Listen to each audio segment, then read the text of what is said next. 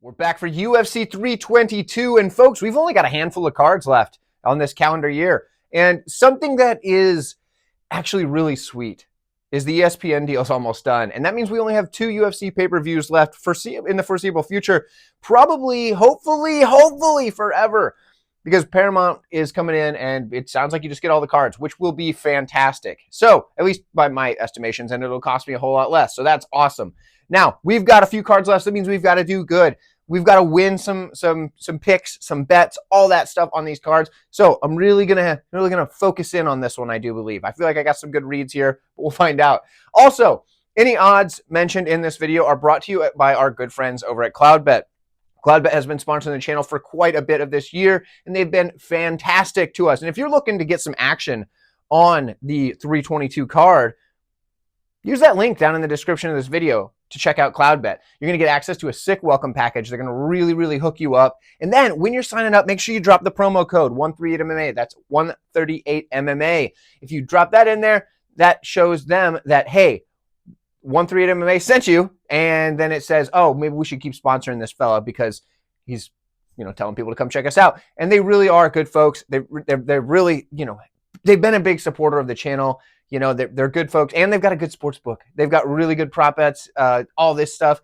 You're going to love them. So check them out in the description. Let's go ahead and jump into the first fight. A super late notice fight on this card where Viacheslav Borshchev takes on Matheus Camilo at presumably 155 pounds. From everything I've seen, that's the weight class, but it is very short notice, so we could see a change in that. In their last 5 fights, Camilo's looked pretty good at 4-1. His only UFC fight, however, is that lone loss. He's taken on Borshchev, who's been around the UFC for a while, and his last 5 hasn't looked as good. He's got 1 win, 3 losses, and a draw. However, that draw, he showed a lot of heart in that, but that's been a while now, and he hasn't looked as good lately because, he's kind of been getting beat up, right? He's taking a lot of damage in these fights. But he is a grizzled UFC veteran. He's been around a while, and now he's taking on someone who is fairly new to the promotion. When we look at Camilo, we're going to start over there. Decent striking, right? He's not bad. He's got a pretty good jab. He works it pretty well, pumps it out there. Decent power, but he throws a lot of single shots. He'll put a combination in every now and then, but it's mostly predominantly single strikes. And I do think that he is going to be at a pretty big disadvantage on the feet, but his grappling is pretty good. He does stick to his takedowns really well, so even if he gets the takedown, he sticks into the hips and stays there until he can work past. Or if he doesn't get the takedown, he'll push you up against the cage and keep working for it. Now, he doesn't really chain wrestle super well, but he'll stick to that takedown and keep working for it, and you can win fights pushing people up against the cage, working for the same takedown. Decent top control. He does work to advance position pretty well, so there's some things you like there, and I do think he has a grappling advantage in this fight. When we look over at Borshchev, the dude is a solid striker. He's going to be the better striker here, right? We've seen him take a lot of damage, so maybe the durability could be kind of on the way out, and that would make sense for a guy that's had a pretty long kickboxing career, has had, quite a few MMA fights at this point, considering the kickboxing career before. So when you look at that, yeah, there could be that, but outside of just the durability concerns for a guy that has looked durable but has taken a lot of damage, he is a guy that's going to have more skills in the striking. His kicking arsenal is really solid. I love those like the kind of like snapping front kicks to the body that he throws. He does a really good job with those. Plenty of power. Works the body really well with his punches and his kicks. That's another thing I like to see. Combinations where he'll put his punches and kicks together. On the feet, Borshchev is going to be the better fighter. I do not doubt that one bit, unless he just gets caught and dropped and put out because he doesn't have the durability anymore. His takedown defense has been a problem for him, though. That's where a lot of guys can beat him, is with that takedown defense that he lacks. He typically likes to just scoot to the cage and work his way back up. And that works against guys that don't have either a way to make him pay for trying to scoot and put both of his hands like this. But it also, it works well against the guys that don't have the best top control. Now, Camilo, we haven't really seen how he's going to do against somebody that does implement that just like a relentless scoot to the cage and try to work up. We've seen decent top control by the guy, but it's a lot of guys that are trying to work, get the feet on the hips, get back up that way. Borshchev he is just gunning it to the cage. That is his goal. So it's a different style. We don't have a ton of footage on it. So for me, it could be interesting. This is a fight that I imagine is going to be pretty closely lined. I'm not seeing odds on it for hardly anywhere. I think maybe a book has it out and it's pretty close. But yeah, there's not a lot to go off of as far as that. For me, I think because of the UFC experience, the striking advantage, and I do think he's going to be able to get back to his feet at least a few times. I think Borshchev is the side. So we're going to go with Viacheslav to get back on track and get himself another win. It would be 0-2 in the UFC for Camilo, so he's going to really need something here. One more thing I don't like for Camilo is that he was scheduled to fight a couple weeks back, did the whole process of getting down to the weight, and then that, didn't happen, right? It was at 321 was when the fight was, I think. And then now he's fighting again at 322, just a handful of weeks later. For Viacheslav, yeah, it's short notice, but he didn't have to do a weight cut and then bounce back up and then a weight cut. So I think that's another reason I like that. So I'm going to take Borshchev, but it's not the most confident read on the card, especially because it's just added. Let me know what you guys think. We've got a rematch, many years in the making. In fact, this is one of 2 fights on this card that were matchups prior to the UFC for both fighters, and they both ended in split decision. There are 2 of them on this card. This is the first of those 2.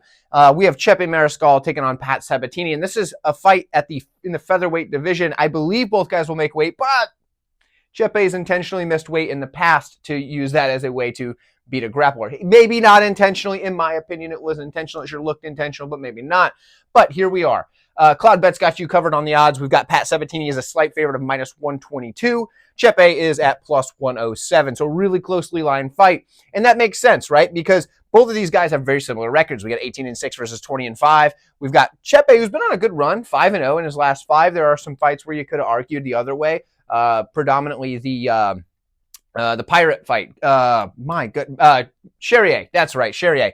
Gosh, that would slip my mind for a second.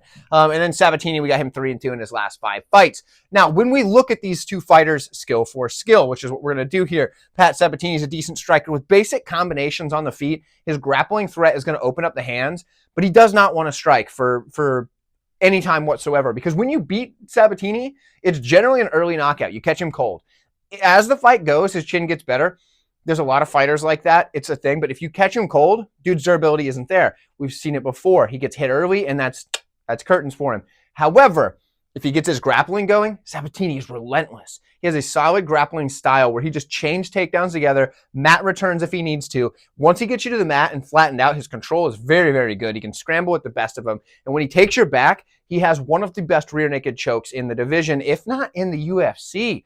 Rear naked choke is absolutely top tier. So realistically in this fight, can Sabatini win on the feet?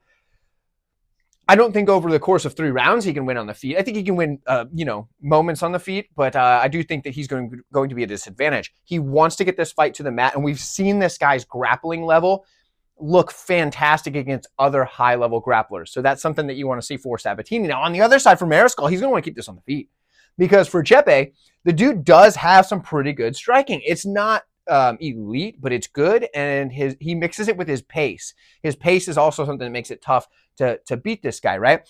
But on the striking, good striker. He's got decent power. If he catches Sabatini early, it's probably going to be curtains for him. Guy's got really good flurries. He'll come in, throw his shots or whatever, and then, end the flurry, do what he needs to do. Basic combinations, nothing too flashy, but he puts them together well. He's got a good front kick and a side kick that he does to the knee. That's another thing I like to see, because it really stops forward pressure from someone. So there's a lot to like and things that he can use to keep it on the feet. And for Mariscal, he's a pretty good grappler in his own right, because he's got good takedowns and good throws of his own. He's pretty good at reversing position. It's kind of he does a lot of judo style stuff. So like a lot of his takedowns are more judo style, whether they be a throw or a takedown from like an upper body position. Good ground and pound, good scrambles, and he has shown pretty darn good submission defense in his career. Now, here's the deal. When these 2 fought in the past, it was a split decision win for Chepe Mariscal. I think since that fight, we've seen some developments from both sides, right? We've seen Sabatini become this elite grappler, whereas he was a really good grappler back then. He's elite now. And we've seen Mariscal really round out his game and just kind of become this like savvy veteran of the sport. I think this could be a really competitive fight if it plays out similar to the last one, but I don't think that it will. And because in this one, I do think either Chepe puts out Sabatini early, or Sabatini puts on a grappling clinic, and that's where I'm leaning. I got to take Pat Sabatini to get this one done with his grappling. I think that he can avenge the split decision loss to Chepe Mariscal by out-grappling him. I find it hard to say he gets a submission over a guy like Mariscal, who has really good submission defense thus far, he has anyway. He does the right things to defend submissions, but I think Sabatini can win using his grappling, control, landing some ground and pound, and probably win a very dominant decision. Let me know what you think. When I say we've got a prospect clash, that is exactly what we get here. One of the best prospect clashes you could probably ask for in the UFC currently, definitely in this division. Malcolm Wellmaker takes on Cody Haddon in the bantamweight division. Haddon, he's 5-0 in his last 5. Malcolm Wellmaker, 5-0 in his last 5. Malcolm Wellmaker is 10-0 on the career, 8-1 for Haddon. His only loss being to Steve Erceg in an extremely close fight. Now, Steve Erceg, you might be saying, well, that's a flyweight. Yeah, this was a long time ago. It was one of those things. But either way, that's not somebody that you should be ashamed to have an early loss in your career to. When we look at these guys, there's a ton to like about both of them. I think these are two of the best prospects in the UFC, especially in this division, and I don't think that's crazy to say. When we look at Cody Haddon, that's where we're going to start. He's a solid striker. There's a lot of stuff I like about him. He works the body really well. He's got good combinations, and I love that he changes levels in combo. So he could be going high with his punches, right? And then he'll come low, come back high, things like that. He mixes it up really well. He's got good head movement, a clean jab, plenty of volume, and I love the leg kicks. He'll work him to accumulation, do what he needs to do, and just keep that volume going. And he's got cardio to do that for as many rounds as need be. 3, 5, doesn't matter. Put this guy in there for a 10-rounder. He's got cardio. Solid grappling as well. And I do think this is something that he probably is going to want to get going in this fight, which we'll talk about more in a minute. But I think this is a path that he may want to entertain. He's got good takedowns, good scrambles, transitions super well. The ground and pound volume is something that I really like. He's not just like, throwing, a few shots here and there. He's just going for it, right? And that's something I really like to see. Good submission defense, and he absolutely refuses to stay on bottom if he ends up there. So this dude's got grit. He's got some really good ability to push a pace on people and do what he needs to do when it comes to the grappling exchanges and on the feet. On the other side, we got Malcolm Wellmaker. Now, Malcolm Wellmaker, this is a guy that is an absolute cannon because his striking, so he's going to have a range advantage here over Cody Haddon, and I don't think that's, like a wild thing to say, and I think that's going to help him here because he's got a really rangy jab, right? Works the body really well as his opponents start coming in and getting inside of that jab. He'll start working the body shots. The power cannot be overstated. This dude is just putting people into the grave. Like, this guy hits really, really hard. Good elbows when guys get in tight. He counter strikes pretty well. Picks his shots, but sometimes that can lead to him being a little too patient. On the regional scene, we've seen him, still win fights, obviously, but there are times where you're like, man, go ahead, go ahead now. But he's gotten a little better at that. And I think it's just at the UFC level, guys are more willing to engage with him. But yeah, there's been times where he has been just a smidge too patient in the past. But when he hits you, it makes up for any lack of volume that may come from that because it's just the end, right? Usually it's the end. Now, his grappling's pretty good too. Good takedown defense. He's really hard to hold down. He can mix in his own takedowns, and he's got pretty good top pressure when he does, but I don't think that's going to work here because I do think if he tries to grapple with Haddon, he's in trouble. I think he's in big trouble. Haddon's going to just outwork him on the mat. Now, I do think he is going to be hard to take down, is Malcolm Wellmaker, because A, you got to close a lot of range, and you got to avoid getting knocked out to do that. But also closing that range and still getting in deep, you have to really set it up with the hands. Now, setting up with the hands means you got to get into a striking match with Wellmaker, and I think that's a problem for Haddon here. I think Haddon can win a striking match against Wellmaker? Yes. Do I think that he can win a striking match with Wellmaker every time that it happens? Definitely not. I think both guys can have a lot of success there. I think they're both very skilled, and this is kind of what it comes down to, because if this fight gets to decision, I think Haddon probably takes this. If it doesn't get to decision, either guy could win, but I lean that Wellmaker has probably knocked him out. And that's why I'm struggling to pick on this one. And I think I'm going to side with the Wellmaker side, just like the slightest amount, because he's been on this card. Haddon's kind of taking this on short notice, about 4 weeks, don't get me wrong, but I don't think it's going to be a big issue for him, but I think Wellmaker's the type of style that you really want to have a full training camp to prepare for.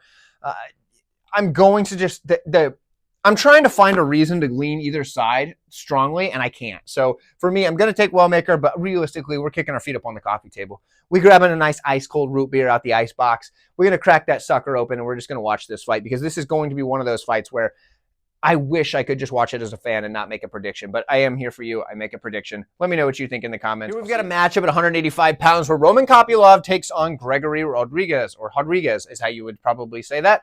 Rodrigues 4-1 in his last 5 fights, 3-2 for Kopylov. Now, when you look at the odds, they're close. Cloudbet's got Rodrigues at -162. We've got +142 for Kopylov.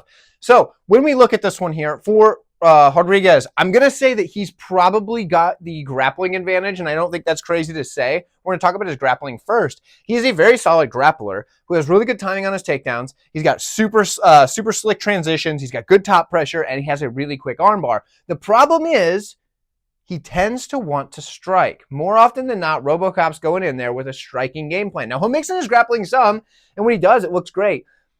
But I think he likes to strike, which could be a problem here because, you know, Kopylov is a darn good striker, which we'll talk about in a minute. But it's not like RoboCop's a bad striker either. He's got good striking. He's got plenty of power in the hands. He puts together good combinations. He's got a nasty snapping front kick right up the middle.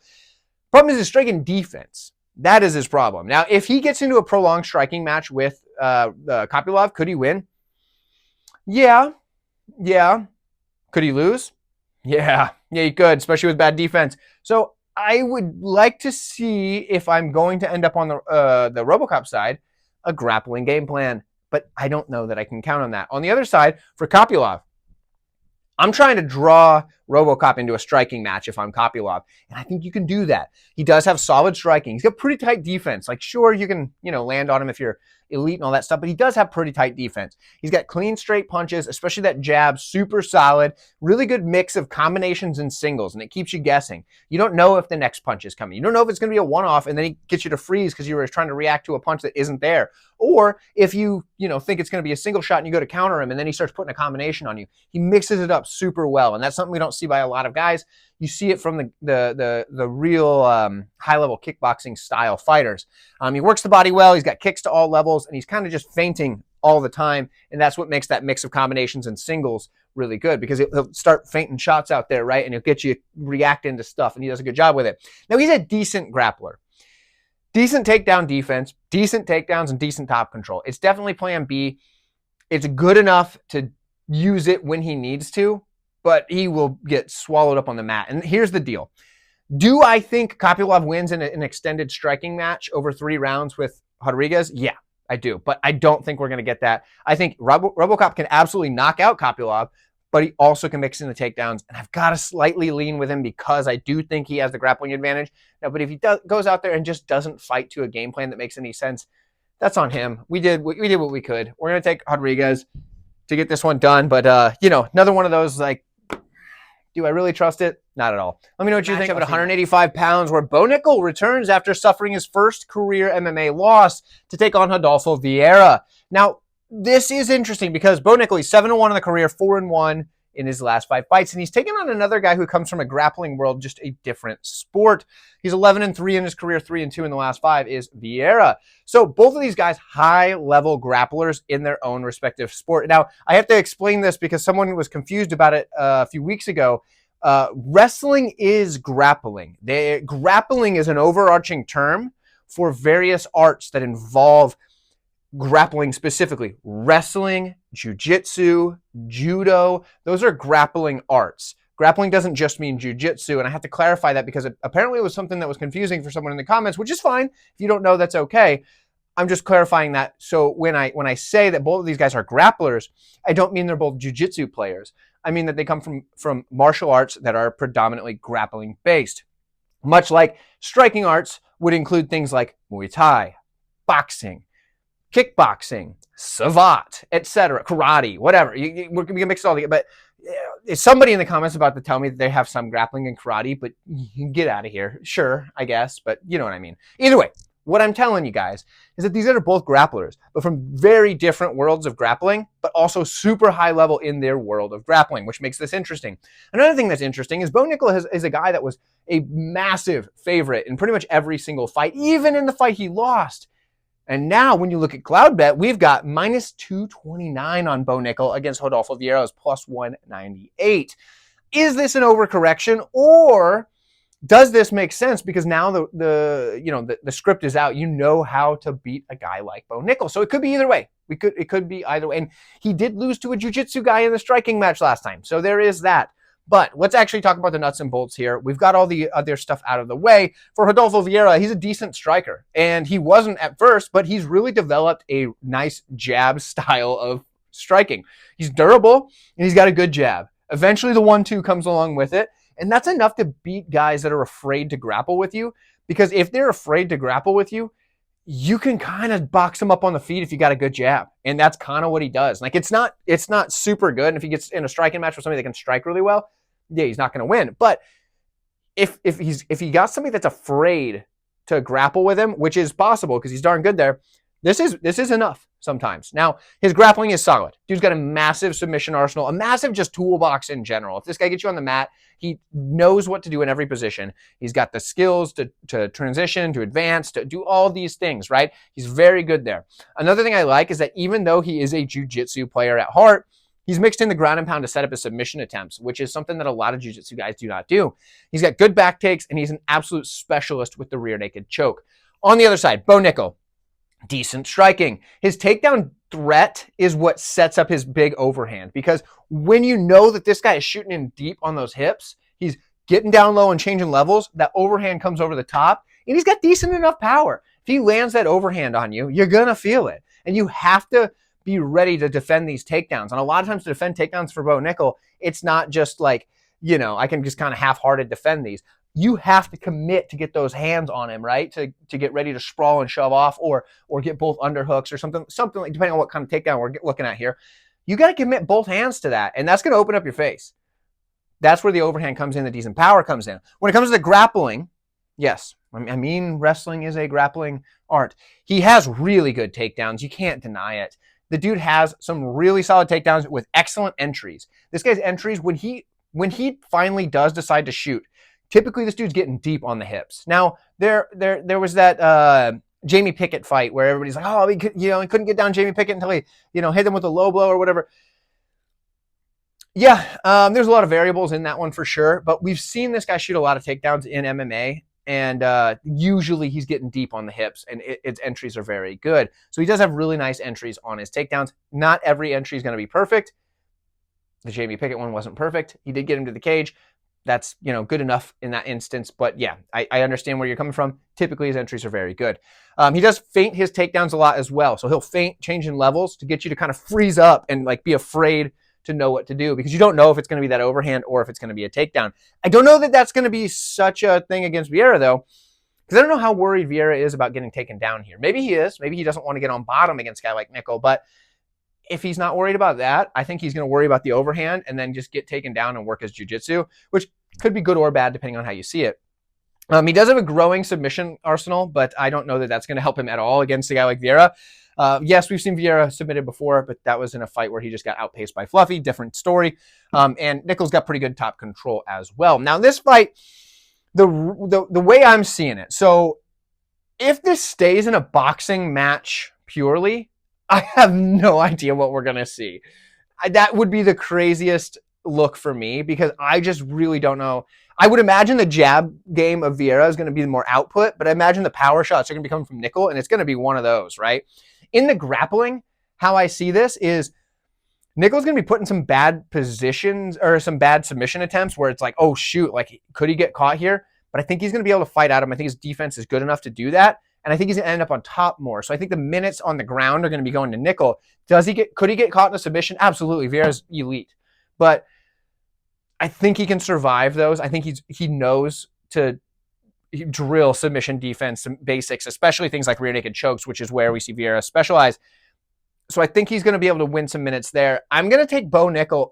I would say probably a decision, but I think we're getting a discount on the line here because of his loss in his last fight. I think that loss actually is going to help him develop. I think it's a lot of good for him. I think Vieira is very skilled at what he does well, but I think stylistically the wrestler is going to be able to control the jiu-jitsu player in this one and not get subbed. And I think on the feet, it's anybody's guess. So I'm going to go with Nickal. Not the most confident read, but I do think that we're getting a good buyback on the line if that's what you're interested in. Let me know what you think. Legendary Gerald GM3 Meerschaert takes on Kyle Daukaus at 185 pounds.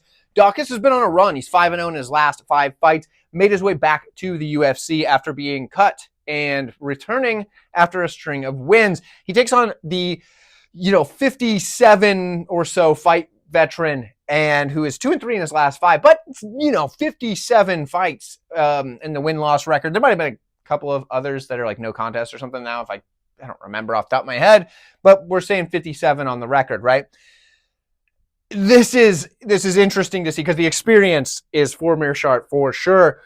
And when you look at the odds brought to you by our good friends at Cloudbet, Daukaus is a -361 favorite over the +303 Meerschaert. And I'm going to tell you now, regardless of who I pick in this fight,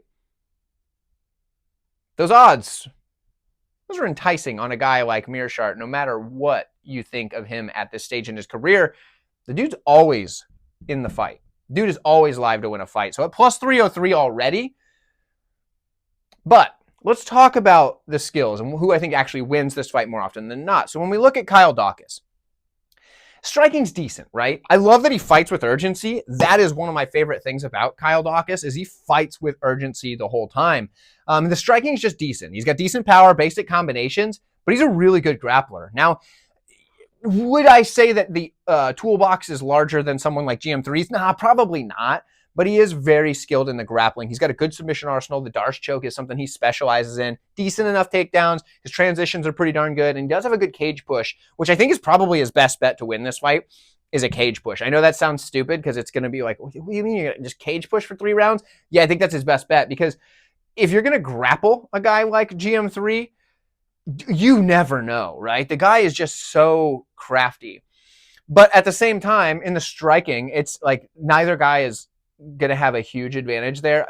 I will give maybe a slight edge to Daukaus in the striking, but it's not a big advantage. And I think the safest place and the best place for him to fight is probably in the cage push, where he can do some dirty boxing. He can win minutes. I think that's probably his best bet because Meerschaert is going to be trying to get him to the mat, and I think he will be pulling guard in order to do so. Now, on the other side, for GM3, decent striking. We've seen him have some success in striking in the past, especially against Petrowski in a fight that I thought he won. But I'm also biased. I'm a guy that has always been a Petrowski hater, so there is that. But I thought he won that fight. He definitely won the 3rd round, but I thought he won that fight boxing him up a little bit. He has really good length, a deceptive range for GM3. Decent jab, basic boxing combinations. The difference between these two is I think the deceptive range that Meerschaert has, but otherwise, I would say the edge in the striking goes slightly to Daukaus. In the grappling, yeah, Meerschaert's got a crazy submission arsenal. It's very, very well-versed. He's super active from his back. He's very opportunistic with his submissions. The problem, though, is he's willing to work from his back. He'll do whatever he needs to do to get the fight to the mat. He doesn't really have the best open mat takedowns either, which is a problem. But if he gets to the mat, whether he's on top or bottom, you've got to be a little bit worried because this dude, he's scary. Now, here's the deal. I'm going to take Kyle Daukaus because I do think that at this stage in their careers, Meerschaert's not looking as durable as he once did. And you've seen what you know what to look out for at this point. If you don't know that Meerschaert is going to try to sub you from his back probably in round 3, what are you doing, right? So I'm going to take Kyle Daukaus because I feel like we know that what Meerschaert's going to do at this point. But here's the deal. And now I'm going to say this because in every Gerald Meerschaert fight, you got to kind of look at the round 3 submission prop for the guy. And I will tell you now, Cloudbet is this is not even just me doing the paid plug. Yes, they're a paid sponsor of the channel, but they always have the best submission props. Like maybe 9 times out of 10 or better. If you look across the board, their submission prop is better than everybody else's. GM3 by submission is probably a play that you just kind of make every time he fights, just in case. But you don't have to play it for very much because you get stupid odds. He's already a +303. If you play the round 3 submission as well, same kind of gimmick, right? I think Daukaus probably wins more often than not.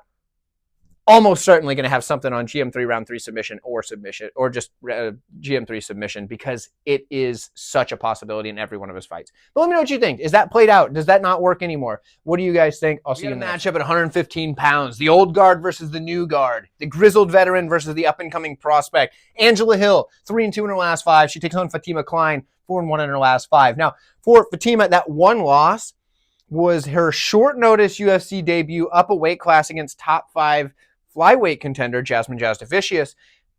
And you could call her a fraud because she lost that fight, and you would be wrong. You'd be wrong. That would be a really bad take. However, she did lose, and she got out grappled because, you know, that's Fatima Kline is known to be a grappler, but she got out grappled by a much bigger, more physical woman who was also a really good grappler. I don't hold that against her too bad, but I do think it was a good thing to get that out of the way early. She's experienced defeat, and now she can not worry about keeping that record alive. Now, on the other side for Angela Hill, she's faced every style you can imagine in the UFC. The girl's got well over 30 fights. It's not like, you know, I mean, not well over. She's a little over 30 fights, but she's fought everybody. The highest of levels, the lowest of levels. She's beaten some. She's lost to some. She's had every experience you can imagine. So nothing's going to surprise her at this stage in her career. Not even the odds, because Angela Hill knows she's usually an underdog. Now at CloudBet, you can see where she is an underdog. Fatima Kline is minus 439 as the favorite. The comeback for Angela Hill is plus 359. So if you like the Angela Hill dog money, I don't blame you. I've been suckered into an Angela Hill dog bet in the past. Sometimes it works, sometimes it doesn't. Sometimes you think, gosh, why did I think that was a good thing? It's tricky because she is such a fun fighter to watch, and she does have a style that makes you think she's live in every fight. And then on other times, you're like, oh yeah, I should have seen this coming. But here we look at this one. Can the experience weigh out? So when I look at Fatima Kline, she's good everywhere, right? She's a solid striker. She's got good volume. She's really active with her jab. Her kicks to all levels, absolutely clean. Good combinations. She puts her punches and kicks together. In fact, in that fight with Jasdavicius up a weight class, her striking, she's known as a grappler. Her striking is what was getting it done against a much bigger fighter. Now, I understand Jasdavicius is not the best striker, but still, when you talk about a high-level fighter up a weight class, that is an impressive thing when you're using your secondary skill, supposedly. She's a solid grappler as well. Takedowns are very good. Constant pressure once she gets you to the mat. Super slick transitions, and she likes to get to the back and do her work from there. When we look at Angela Hill, pretty much a Muay Thai fighter, right? Her striking style, I guess it's not Muay Thai so much anymore. Now it's a little bit more of a kind of a hybrid style of striking, but it's very solid striking based on movement, based on volume. That's what she does. She's got good combinations. She's known for being durable as all get out as well. But the problem is her power isn't there. Like, Angela Hill is not hurting people with her strikes. What she's doing is outpacing them, out-voluming them. She's putting the moves on. She's moving a lot, hitting those ba-ba-ba, you know, and then moving and just stick, move. That's what she does. Grappling's decent. It's come a long way.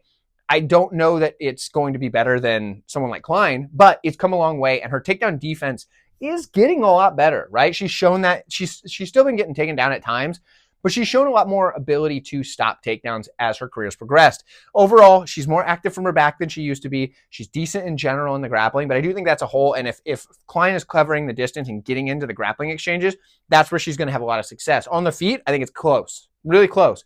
I think one fighter is going to be landing a lot, and I think the other fighter is going to be landing quite a bit, but a little bit harder, and I think that's pretty obvious to know who I'm talking about. Hill's got great cardio. Kline's got good cardio too, but like, Hill's known for her cardio, so maybe I give her a slight edge in cardio, but I don't think it's going to come into play here. Ultimately, with all that said, I have to side with Kline. I think she has a big grappling advantage, and I think on the feet, it's competitive, but she's going to be the one that's hitting harder. So I'm going to go with Fatima Kline to get this one done. I understand why the line is what it is. I do understand the temptation to, like, you know, oh man, plus 359 underdog, the women's underdog. It's like, I get it. I'm not there. I'm taking Kline. Let me know what you think. So we got a matchup at 185 pounds. Baisangur Susurkaev takes on Eric McConico. Susurkaev undefeated 10-0, 5-0 in the last 5, 4-1 for McConico. I didn't bother writing the odds up here. Susurkaev's a ridiculously massive favorite. So cool. For McConico, he's a good fighter, but he's frustrating to watch, right? Because he's a good striker with a good front kick, good combinations. He works the body really well, nice head kick, but he sometimes just doesn't do anything. Like, if you just look at the guy's skills on paper, you're like, oh, he's pretty good. But sometimes he's just like looking at you, or he's just kind of like waiting. So that can be a problem. But if you just look at the skills, he's good. It's just, this is so frustrating at times, especially if you back the guy in a matchup where you're like, dude, you're winning. Why are you not doing anything? Why are you letting this slip away? So I can understand that. He's a good grappler. He catches kicks really well. He's got good top pressure. Takedown defense can be suspect out in space. It's good against the cage, but out in space, it can be kind of not the best. He uses the cage really well to defend, but not so much if he doesn't have that. But he does work to get back to his feet. Now, even though he's a good kick catcher and he's going up against a kicker, I don't know that that's going to save him because Susurkaev is a solid striker who picks his shots really well. His kicking arsenal is very scary. Those calf kicks are absolutely sharp, nasty teeps, puts together combinations well, good knees. Now, could his kick get caught? Sure, but he's a solid grappler as well with really good takedown defense. He reverses position on takedowns often. He's got a good sprawl and a really good whizzer. I feel like the odds are the way they are for a reason. I don't even know what they are at this point. It's just skyrocketing in the favor of Susurkaev, and it should. He's going to probably win this fight fairly confidently. Let's take Susurkaev. Let me know what you think. Got a matchup at 125 pounds between Erin Blanchfield and Tracy Cortez. Both of these ladies 4-1 in their last 5. 13-2 versus 12-2. Great matchup as far as paper concludes. We've got an interesting one here, and we'll talk more about that in a minute and why it's interesting. But for now, let's take a look at the odds brought to you by CloudBet. Erin Blanchfield minus 213 as the favorite.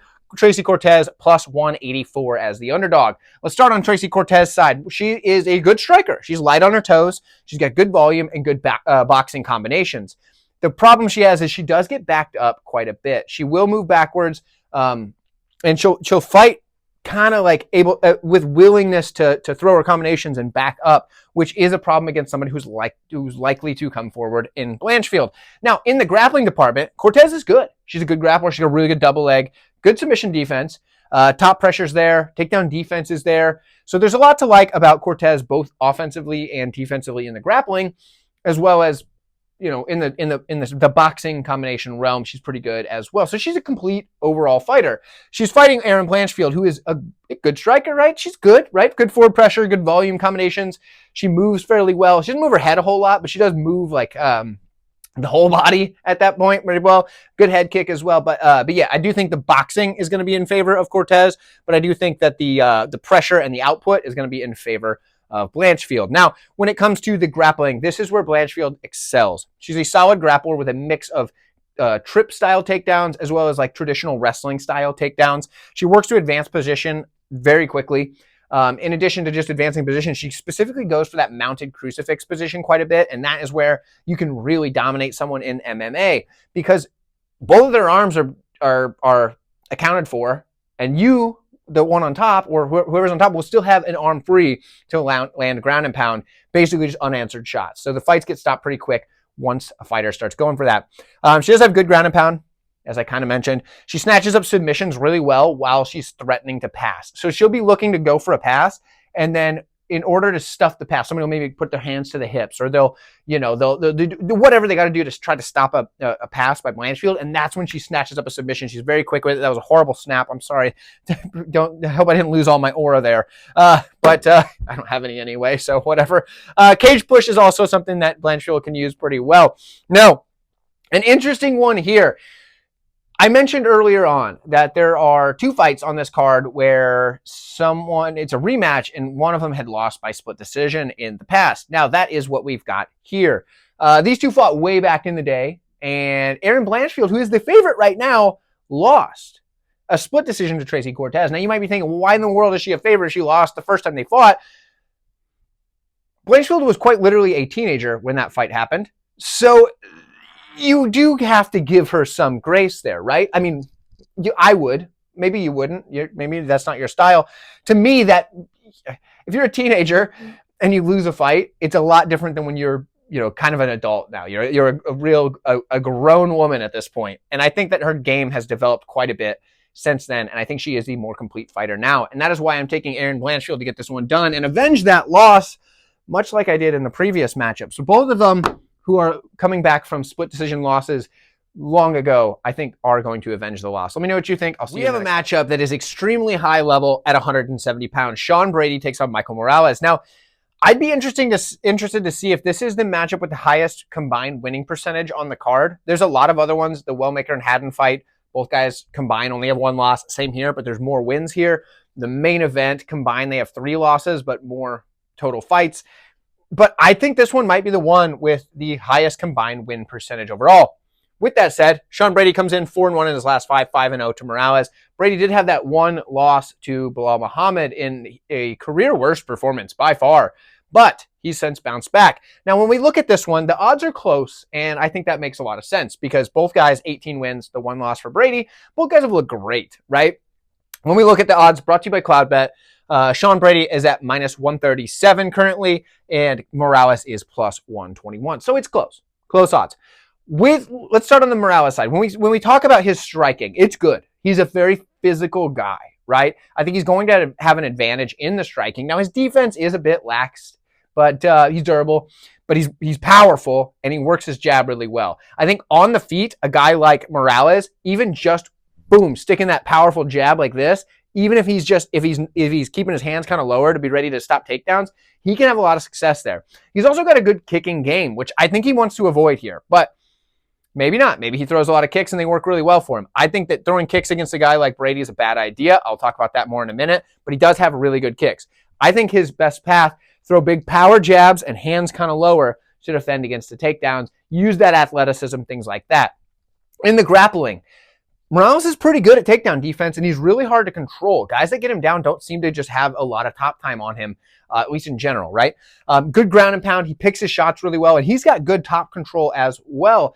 So even if he ends up on top, I think he's the type of guy that can compete on the mat with most guys in the division. On the other side, and I believe he does have some sort of like national accolades in wrestling, but, you know,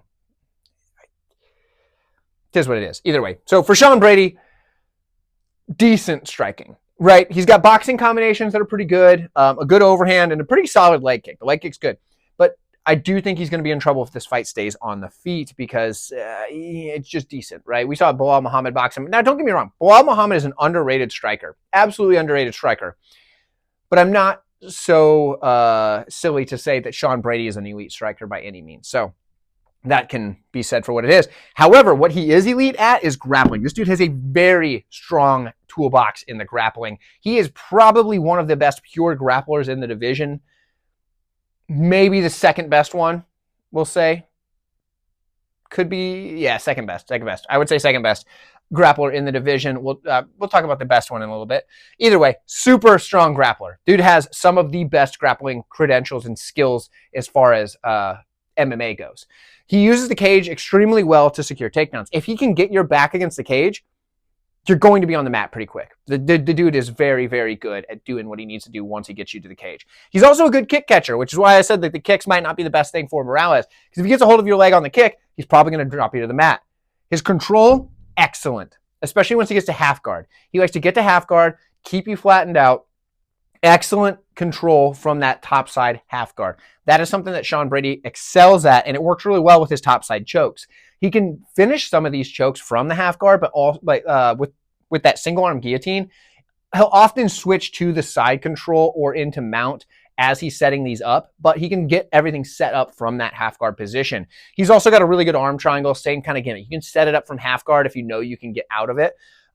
It's much easier to set up from the mount, for example, even from side control, and then you have to transition over.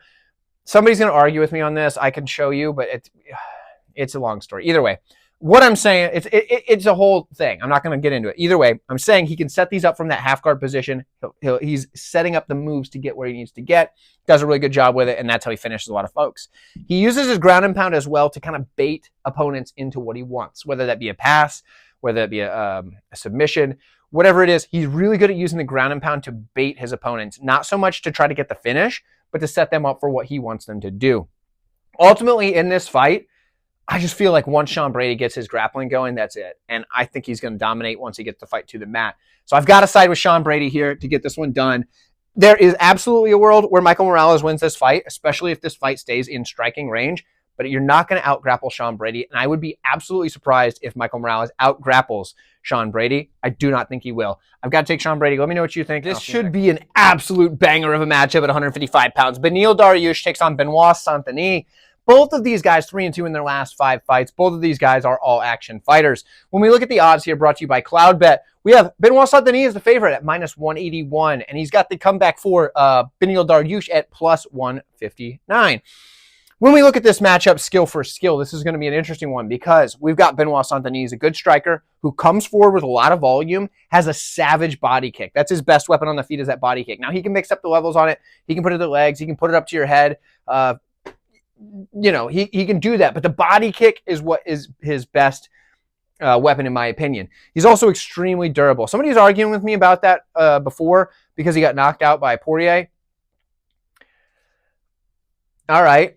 But we've also seen this guy eat some crazy amounts of damage and just show no quit whatsoever. So I don't think one knockout loss, he technically got TKO'd by Moicano, but he didn't get knocked out. The doctor stopped that fight, which is a different sort of thing. So I don't believe that getting knocked out by Dustin Poirier, someone who is second place all time in the lightweight division for knockouts, is someone who it's a shame to get knocked out by and it means your durability sucks. I don't think so. So I'm going to say that he's still durable. If you disagree, that's fine.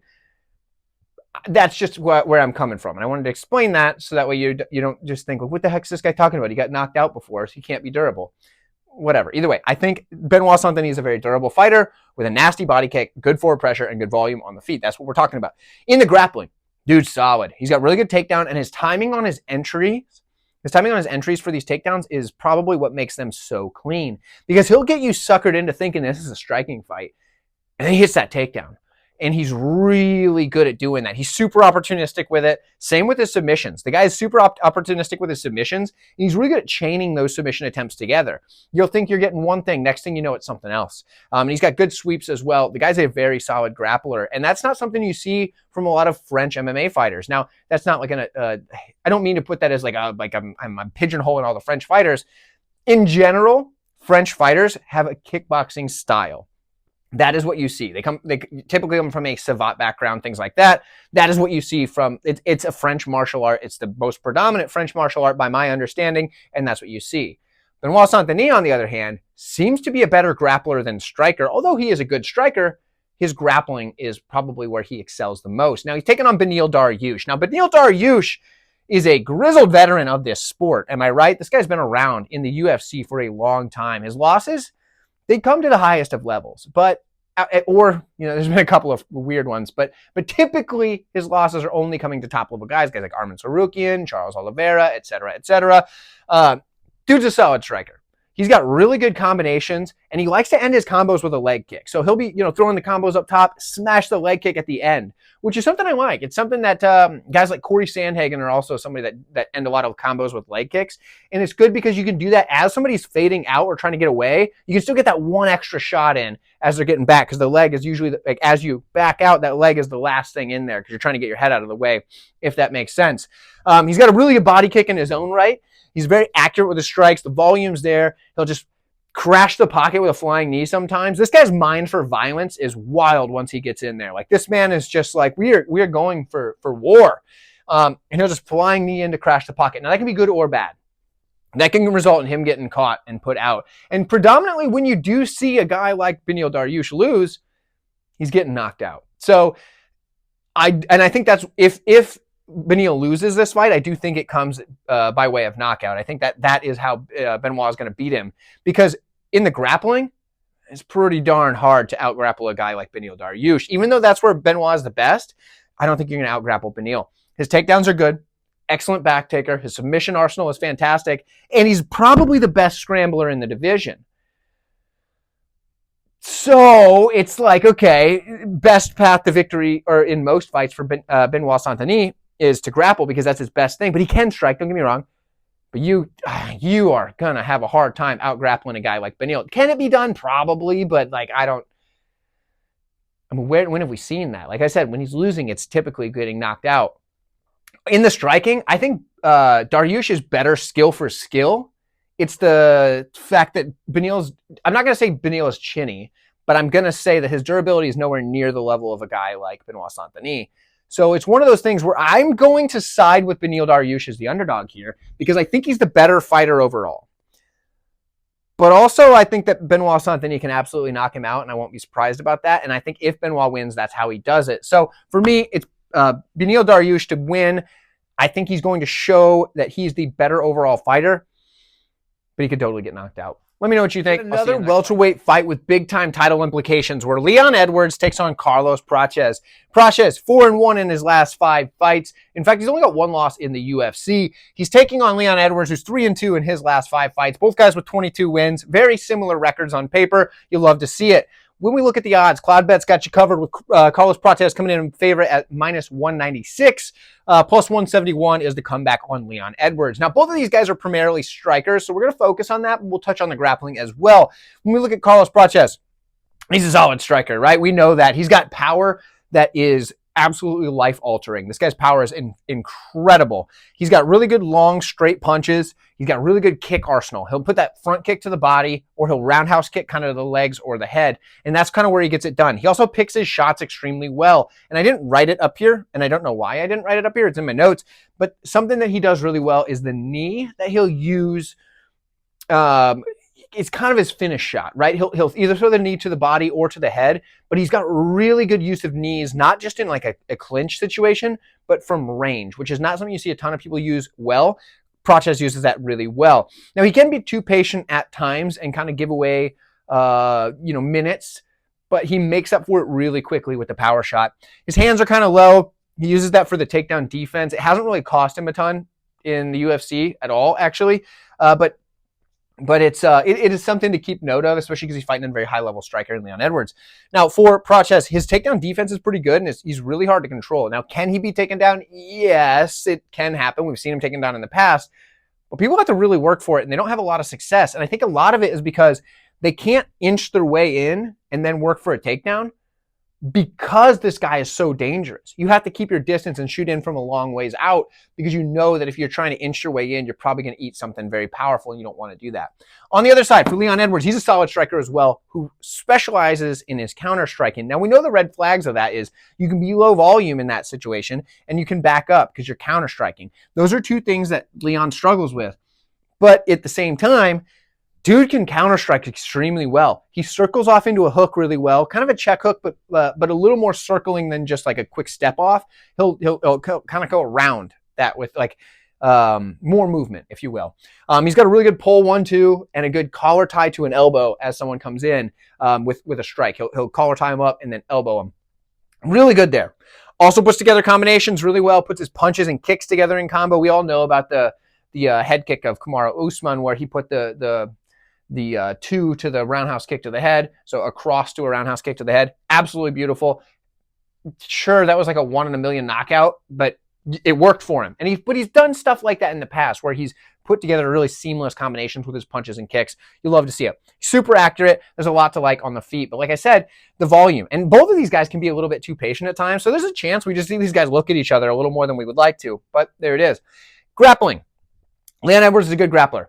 Believe it or not, he is a good grappler, even though he is primarily a striker. He does do a really good job of shooting a single leg and then using it to push his opponent against the cage and not necessarily get a takedown, but get them in this kind of like almost takedown position where they're just kind of in between, where they're like halfway working up, halfway down, and then he kind of just traps an arm and starts landing ground and pound. He does a really good job at trapping the arms and ground and pounding people. He'll stay kind of like in this like half back position where he's like kind of threatening the back take, but doesn't fully commit to it, because then you can start working your back take defense, and he won't fully commit, but he'll stay there and just start landing shots. And I think if he gets that position here, he's going to have some success against Prates. However, at range, I think when they're trading 1-for-1, a guy like Prates is going to be landing the way more powerful shots. And I think Prates is going to be able to win this fight by being the more powerful damage-dealing striker, whether it's a knockout or a decision.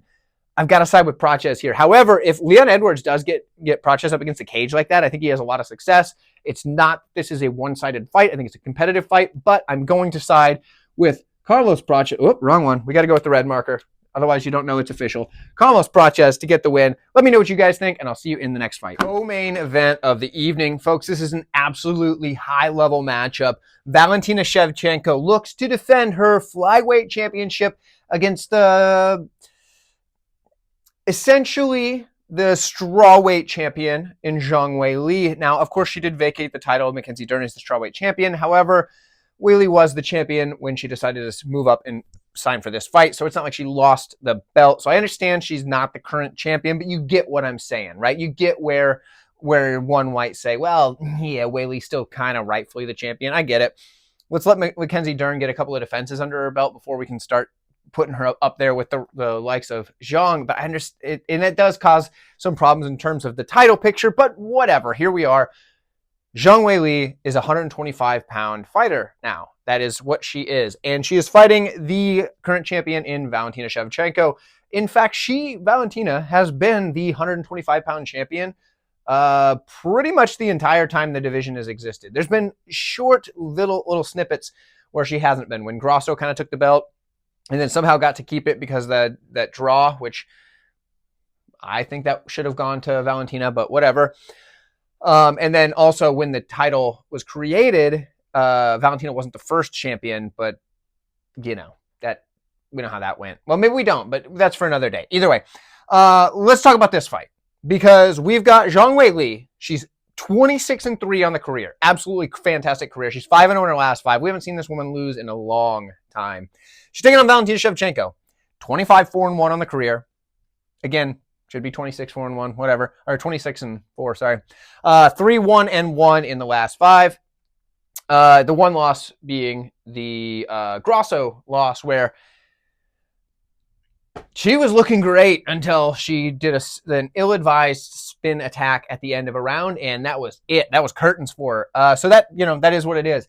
But when we look at the odds, they're brought to you by CloudBet, as always. Valentina Shevchenko is the slight favorite. Now, she hasn't been the slight favorite the whole time. She was an underdog for a little bit there, but now she is minus 121, and the comeback for Zhang Weili is plus 106.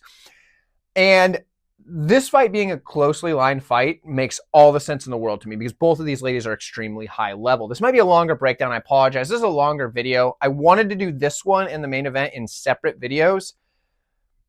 I just ran out of time. It's just what happened. I ran out of time. I'm sorry, guys. It is what it is. So when we look at these two fighters here, Zhang Weili, there's a lot to like, right? She's an absolutely solid striker with good forward pressure and nasty combinations. Her one problem on the feet for me is that she does drop her hands mid-combination. That could be a problem coming up in weight here and fighting the accomplished striker in Valentina Shevchenko. But that is something that she, has done most of her career, and she's 26-3, so it's not like it's cost her a whole lot.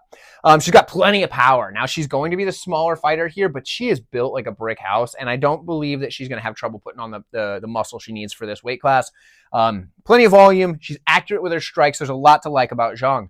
Now, when it comes to the clinch, she trains predominantly at a Muay Thai gym in Bangtan Muay Thai.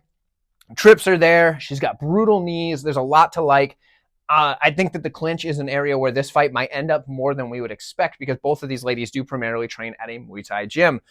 In the grappling department, Zhang, this is an area where she started out maybe just kind of she's really come along. She's a very good grappler now. She's got an excellent sprawl. She's really active from her back. She'll work to get up if she is taken down. Her scrambles are very good. She has nasty ground and pound. The one thing I don't so much... I like this. I like that she has nasty ground and pound. What I don't like is that sometimes when she's really just posturing up and going for those big power shots, what can happen to anyone is that you can lose top position. And I think that if she gets on top, she needs to be very careful to not lose top position in this matchup, or that could be really bad for her. But I do think her ground and pound is probably the most brutal ground and pound you're going to see in most of the women's MMA, because just the way that she slams these big power shots from the top position is impressive. Now, when we look at Valentina Shevchenko, solid striker as well. Different style, solid striker as well. She's got really fast kicks. I like the teep. I like the leg kick. And I really like the shuffle kick because she just kind of, lands these to just start stacking up that volume. That little shuffle step kick and then right back. She does such a good job with those. It's something that is really good for her to A, pad the numbers, but B, just keep you having to keep your mind on those low kicks because she's tapping. She can hit the leg, she can get the body with it, she can bring it up to the head if she needs to, but she's really good at just adding these kicks up over the course of a fight. She's got good counter-striking ability. That's something that I think is going to be important for if Zhang does drop her hands in the middle of a combination. Shevchenko can throw in combination as well. Puts her punches and kicks together extremely well. She's very durable. She's shown that over a long career. Solid clinch, very similar to that of Weili, is that she has good trips and very brutal knees. When it comes to the grappling, this is an area where Shevchenko has really developed towards this later part of her career, right? She's good at catching kicks, and she can either use that as a trip or she'll get to the body lock and work from there. It's something that she's really gotten good at as of, the last 10 or so fights, I would say. She's really added that to her game. Good control. She likes to work to get to that mounted crucifix position and just work ground and pound from there. By far her best position. It's something that she does extremely well. Now, when I look at these two and how I think they stack up, well, there are a lot of similarities in their style, both of them primarily training at a Muay Thai gym, but I think that the advantages are mostly going to be on the Shevchenko side, where I think she's just much better everywhere, and in some spots, maybe even more. I think she has a perfect style to beat someone like Wei Li. I think she has the perfect style to make this fight look dominant, but I could also see it being competitive because of the fact that Wei Li is such a good competitor and such a skilled fighter. I think it'll be fairly close, but I think we're going to see a clear winner. I think it can be close, but also clear. That is what I see happening. I see Valentina Shevchenko taking this one. I'm going to say 4 rounds to 1. We're getting specific here on a judge's scorecard. But let me know what you think in the comments below, and I will see you in the main event. Main event. If you haven't already, do me a solid. Hit that like button. And apparently the hype thing matters now. So if you do have that available, please, when you hit the like button, a little hype deal pops up, and hit that for me. I don't know exactly what it does, but apparently it matters. And so I would appreciate it. Thank you guys so much for doing those things.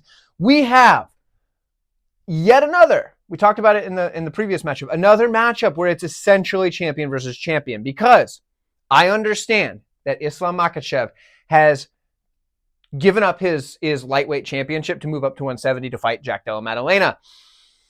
But he didn't lose the belt. Much like with Zhang Weili, it's essentially, he said, okay, I need to move up. The UFC said, okay, well, you got to give up the title, and he did. So it's basically a situation where it's champion versus champion here again, but I understand that he's not the active champion. I have to clarify that because I'm sure not a lot of people have caught up to that. This is a pay-per-view. We get a lot more of the casual audience in. I wanted to clear that up. Now, both of these guys are on insane win streaks. 18-fight win streak for JDM. He's 18-2 on the career, 5-0 in the last 5. He lost his first 2 professional bouts, and then he has gone on to win 18 in a row. For Islam, he is 27-1 on the career, 5-0 in the last 5. He's actually on like a 15-fight win streak. He did get knocked out in that lone loss clear back, like, God, what was it, like a decade ago? I think it was like 10 years ago. I'm not even kidding. I think it was like 2015 or something like that.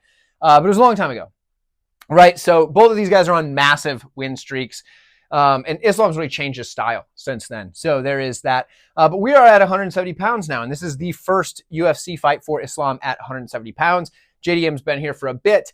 I mean, the whole time he's been in the UFC, he's been a welterweight. So there is that. But when you look at the odds, it's surprising because Cloudbet has the odds where Islam, the challenger in this matchup, is the minus 256 favorite over the current standing champion at plus 220 for JDM. Is there reason for that, or is this kind of just is this kind of the EV tax you pay? You know what I mean? Like, so what does that mean? Like, if it's a Russian fighter that their name ends in an EV, there is a little tax on the betting line. That is a thing. Is that what's causing this, or is there something to it? Let's talk about this fight. Let me start on the Islam side, the challenger side. Islam is a solid striker. He's mostly a counter striker on the feet. It's not that he can't be the one going first, but he is often a counter striker. When he is going first, it's a lot of kicks at range, which he does have really good kicks at range. He controls range extremely well, and that helps his striking defense, which is among the best, right? He's one of the better guys at striking defense. He just doesn't get hit a whole lot because he forces opponents into inactivity. A lot of times that's with feints, and that's both of the striking variety and of the takedown variety. He'll feint that level change, he'll feint a strike, and because he's so good at establishing a threat on every single level, it often puts guys into this like kind of frozen state where they just can't throw. And then also knowing that the range is controlled, they have a hard time closing that distance. He's extremely accurate in his combinations, and he strikes much better than a lot of people give him credit for because they think of him as a Russian grappler, which in some sense is true, but his striking is right up there with it, right? When it comes to his grappling, this dude is extremely high level, is Islam Makhachev. He is near perfect on his takedown entries. Now, I understand he's not going to have 100% takedown success. That is extremely hard to do, especially over a long career that I've already said has spanned over 10 years in the UFC. He doesn't have perfect takedown offense because that's nearly impossible, but it's close. Like when he goes for the takedown, he's usually getting it. Usually. His control is very good. He'll feint the submission attempt to advance his position. We saw him do this really well on his run towards the lightweight title, where he was, he would go for like a Kimura or something, for like a topside Kimura. And when someone would go to defend that, he would just immediately advance position, skip multiple steps if need be, and get there.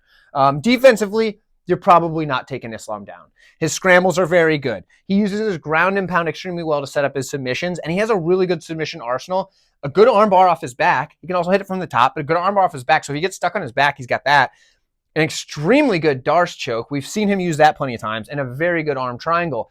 When he gets that squeeze on you, whether it be with the Darce or the arm triangle, that squeeze is extremely tight. Many fighters have said that is the tightest squeeze they've ever felt, and that is at lightweight. I imagine it translates well when the guy's packed on some muscle up to welterweight, but that is yet to be seen, and that is pure speculation on my part. When I look over at the champion, the reigning, defending, undisputed champion, Jack Della Maddalena, super impressive performance against Belal Muhammad. There was a fun fight, don't get me wrong, but he beat Belal Muhammad in a way that not many people thought he would. Now, there's people that thought he would beat Belal, don't get me wrong, but I don't think people thought he would beat Belal in the style and the fashion that he did, where he would just pretty much shut down the grappling offense of Belal Muhammad. And he did a really good job with it. His striking is where he gets things done. He's an extremely good striker, mostly with boxing. Like he'll throw a kick here and there, right? It's not like he doesn't know how to kick, but he's primarily a boxer. He's got really crisp combinations. He sticks the jab well. He can counter strike both moving forward and backwards. He cuts off the cage, works the body, and he can fight out of either stance. The body work and the ability to fight out of either stance is something I think he's going to really need to do here, because Islam's hard to hit, right? He's good at getting out of the way, but the body doesn't move as well as the head does. And if you can close that distance, cut off the cage, and go to the body, that's where you're going to have more success hitting a guy that's extremely hard to hit. But also his ability to fight out of either stance, because it's hard to fight somebody that is constantly changing up on you and fights just as well either way. And I would say JDM fights pretty gosh darn close to just as good out of either stance. That's something that he can excel at here on the feet. Now, in the grappling, we saw how well this guy's counter wrestling has developed, right? And I don't have a ton written here, because a lot of it circles around that same thing. His takedown defense and ability to get back to his feet, because he's extremely hard to control. He's meeting guys at their takedowns and stopping them that way. He's making it extremely hard to hold him down, where he wrestles back to his feet by kind of like re-wrestling the opponent, right? And he does a really good job of getting back up. His scrambles are awesome, and the dude is gritty as it gets. So he's extremely hard to control, to break, to even when he's been down in fights, the guy's grit shows through, and he comes back and gets a win, even when he's like down on the scorecards going into the final round, and all of a sudden he comes out there and gets a finish. So he's done incredible things to do that. Here's where things are different for JDM in this matchup. The style at which he defends against a guy like Belal Muhammad in the grappling, you don't want to do that necessarily against Islam, because what I think happens is if he tries to wrestle back to his feet against Islam, like he would do against Belal in those situations, I think he's getting Darce choked. I absolutely think he gets Darce choked, and I think he gets put to sleep. So I don't think he can do that quite in the same way, because he'll be putting his head right where it needs to go. And I don't know if you guys realize how quick that Darce is from Islam, but it's really fast. It's really fast. So I think that could be a problem. So he needs to not defend the takedowns and fight back to his feet the exact same as he did against a guy like Belal. He needs to do it a little bit differently. And I think he's going to need to get that boxing going, but that's going to be tough against a guy in Islam Makhachev, who, in my opinion, is probably the best skill for skill fighter on the planet at this current point in time. So I've got to side with Islam, but I understand why someone would want to take a shot on the champion at big dog odds. Plus 220 is a number where you're getting a champion at plus 220 is wild. So I understand that. But to me, I think Islam is going to catch him in a darce when JDM was trying to get back to his feet. If we get a striking match for 5 rounds, it'll be probably a close decision, but I'm leaning submission for the challenger and new welterweight champion of the world, Islam Makhachev. But let me know what you guys think. Thank you so much for watching. I appreciate you all. Drop your comments down below. Hit the like button. Hit the hype thing. Do all the other stuff. Thank you guys so much. Also, don't forget to tune into the panel this week, Thursday, 9 p.m. Eastern Time. We're back to Standard Time, Eastern Standard Time now, over on Couch Warriors channel. I don't know who the guests are yet. He's the one that picks them when it's on his channel. I pick them when it's on my channel. But tune in over there, me and Couch, Thursday, 9 p.m. Eastern Time. The panel, all four of us. Either way, thank you guys so much for watching. I'll catch you down the road.